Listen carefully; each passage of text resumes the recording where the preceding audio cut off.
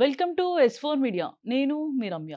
బీహార్ శాసనసభ ఎన్నికల ఓట్ల లెక్కింపు ఉత్కంఠంగా కొనసాగుతున్న వేళ మహాగఠబంధన్ ముఖ్యమంత్రి అభ్యర్థి ఆర్జేడీ నేత తేజస్వి యాదవ్ విజయంపై పూర్తి విశ్వాసం వ్యక్తం చేశారు.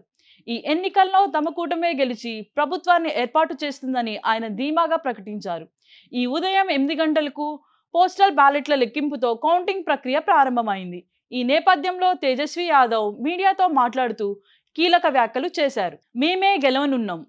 అందరికీ ధన్యవాదాలు. రాష్ట్రంలో మార్పు రాబోతుంది. ఖచ్చితంగా మేమే ప్రభుత్వాన్ని ఏర్పాటు చేస్తాం అని ఆయన స్పష్టం చేశారు. మహాగఠ్ బంధన్ కూటమి తరపున ముఖ్యమంత్రి అభ్యర్థిగా బరిలోకి దిగిన తేజస్వి యాదవ్ రాగ్పూర్ నియోజకవర్గం నుంచి పోటీ చేస్తున్నారు. ప్రస్తుతం వెలువడుతున్న ఫలితాలు సరళి ప్రకారం ఆయన తన సమీప అభ్యర్థి బీజేపీ అభ్యర్థి సతీష్ కుమార్ పై ఆధిక్యంలో కొనసాగుతున్నారు. బీహార్లో 2 దశల్లో జరిగిన ఎన్నికల్లో మొత్తం 67.13% పోలింగ్ నమోదైంది. అయితే పోలింగ్ ముగిసిన అనంతరం వెలువడిన దాదాపు అన్ని ఎగ్జిట్ పోల్స్ అధికారి ఎన్డీఏ కూటమికి వెళ్లి పట్టం కట్టాయి. కానీ ఈ అంచనాలను ప్రతిపక్షాలు మొదటి నుంచి తోసిపుచ్చుకున్నాయి.